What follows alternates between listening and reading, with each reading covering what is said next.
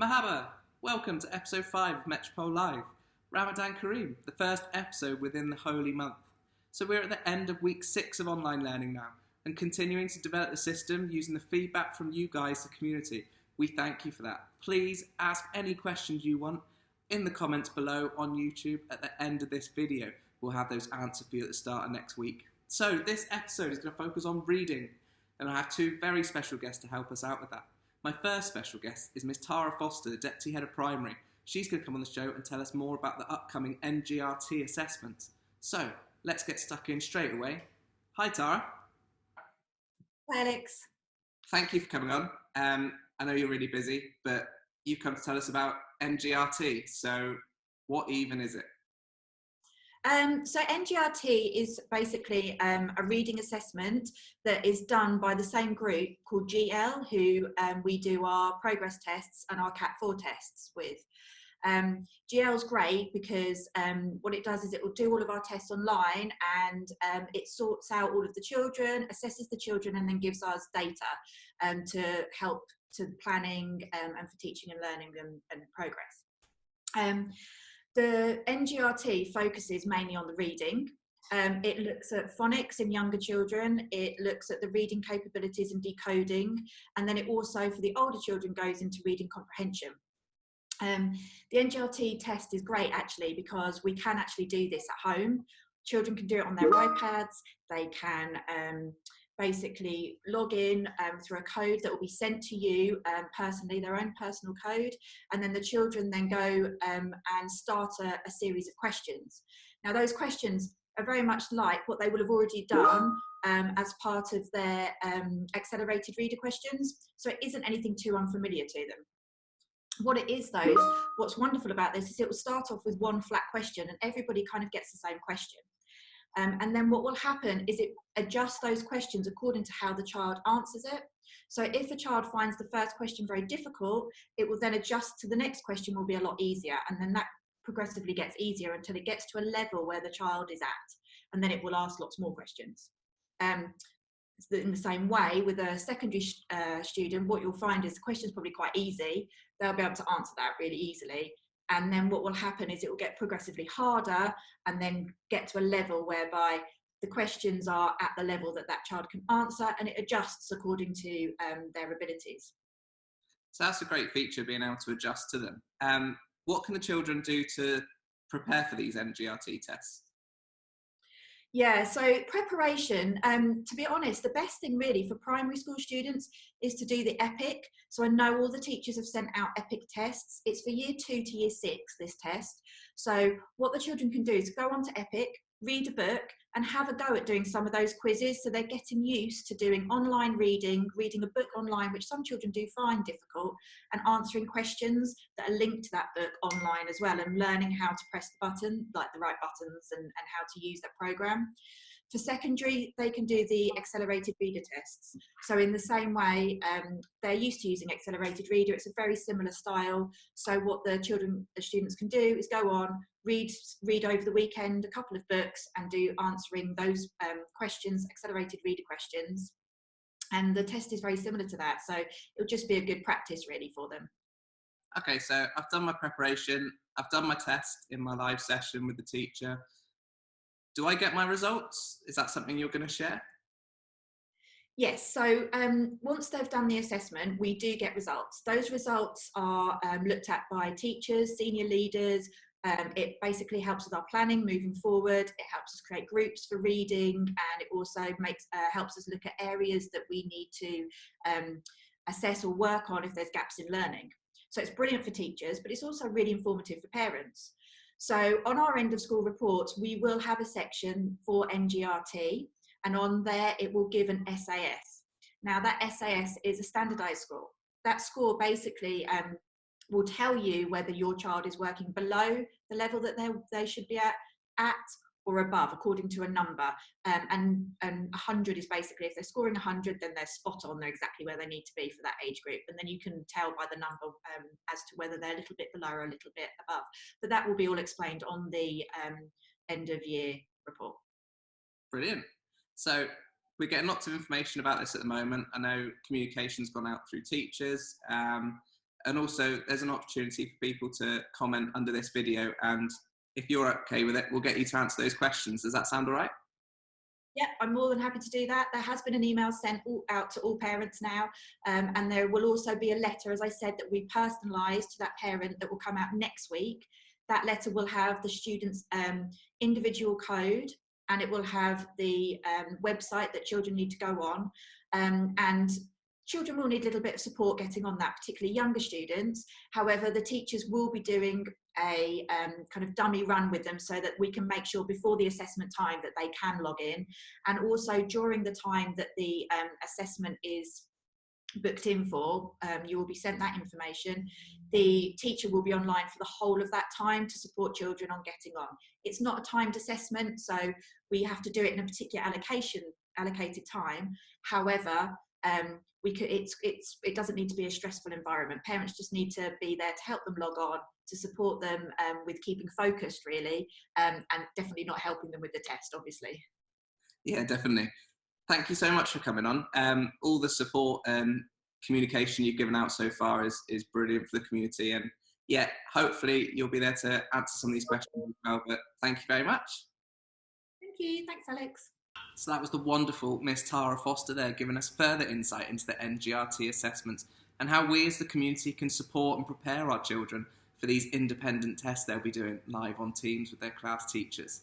So sticking with reading, we're now going to go and meet my second special guest, Miss Caroline Heaton, and she's going to give us an insight into how we are engaging children in secondary school with reading during this online period. So let's see if she's about. Hi, Caroline. Hi, Alex.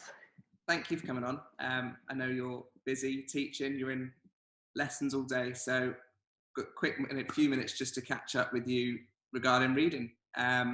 So we finished week 6, or the end of week 6 of distance learning.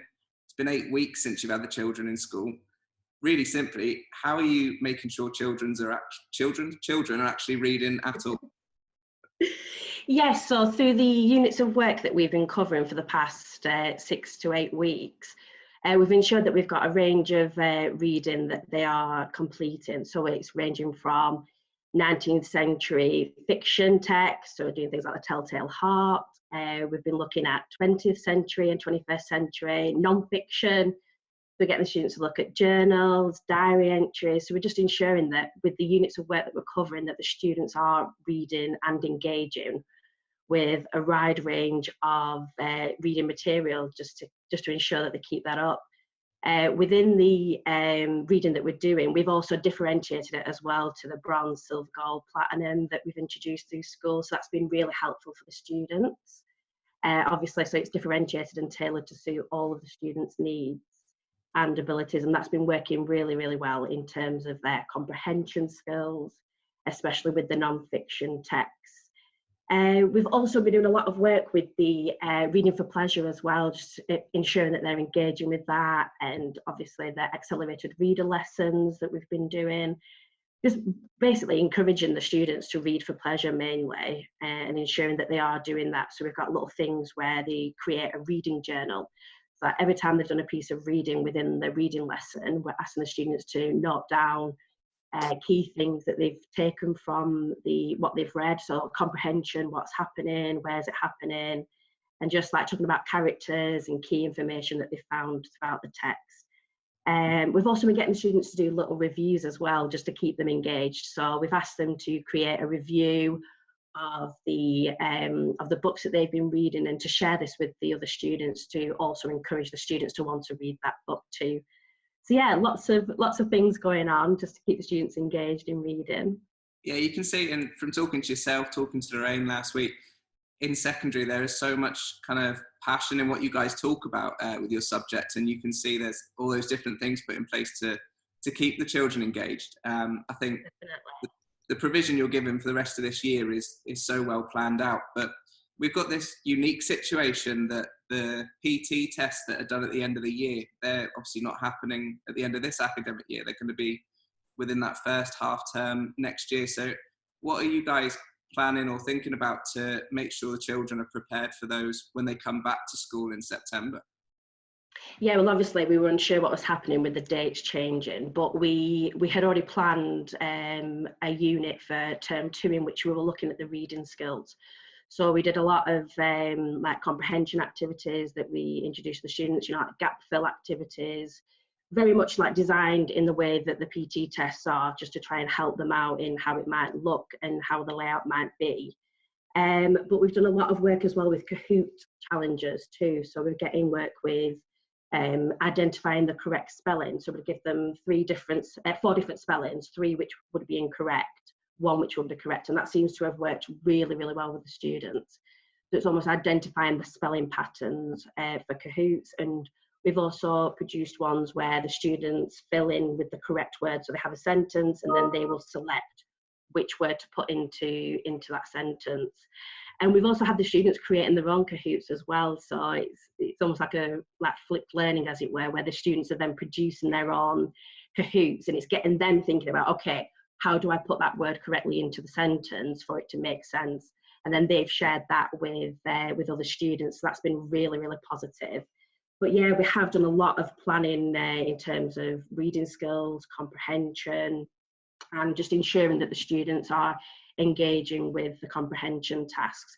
We've got a lot of work that we're currently doing as well with the PT preps for coming back in September.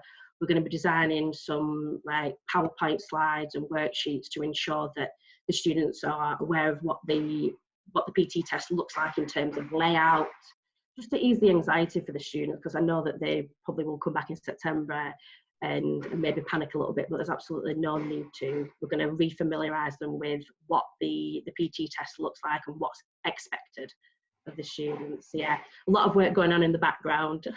There's a huge amount of work going on. When I talked to Lorraine last week, I really wish that my English teachers were like you guys when I was at secondary. There's definitely that fine detail to personalising lessons and making it engaging, which is a huge credit to you guys. It's well done. Thank you. You've answered pretty much any question I could throw at you, I think, in that first few minutes. We're obviously going back into the classrooms back in August, hopefully. What's one thing you miss from teaching in the classroom that you can't quite get over online learning? It's the interaction with the students. I really, really miss that. So obviously introducing them to a new topic, for example, say if it's literature, we're currently doing poetry with year 10s at the minute. So I absolutely love teaching poetry, and when you want to have that interaction and the conversations with the students and them analysing the text and coming up with their own interpretations, although we have been able to do it online and through conversations and the meetings, it's just not quite the same than when you see the students actively working through it and then going, you know, like the light bulb moment, as it were, where they're like, oh, I get it, miss. The poem could mean this or it could mean that. I am really, really missing that, just the one-to-one interaction and being able to see them completing the work as they are doing it. So yeah, that is something I'm really, really missing.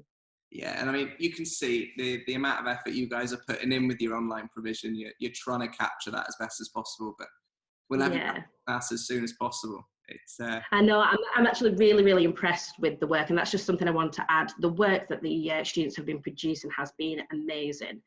Say obviously how testing the times are at the minute, and I can imagine how difficult it is for the students. I just want to say a massive well done to all of them, because they are working so hard. And the work that they're producing is amazing. We've been currently doing a project for Key Stage 3, Life in the Time of Corona, that one of the English team members, Nikki, came up with, almost like this living history project. And the students have been working phenomenally well on that. They've been producing letters, articles, speeches. It's been wonderful. So we're going to look to get that out to you in an anthology so we can share that with the Metropole community. That'd be amazing. Yeah. I'll let you get back because I know you've got a class coming up, but thank you so much. And thank you so much. See you later on. Yeah, see you later on. Bye. The lovely Caroline Heaton there. And another great example of Metropole member of staff who are so passionate about the subject that they teach, but also the effort they go to ensure that every lesson is challenging and engaging for the learners. If you've got any questions for either of my special guests, Miss Tara, Miss Caroline or myself, please add those to the comment section below, and we will make sure that they are answered before next week. So, don't forget to click subscribe, but from me, that's it this week. Goodbye.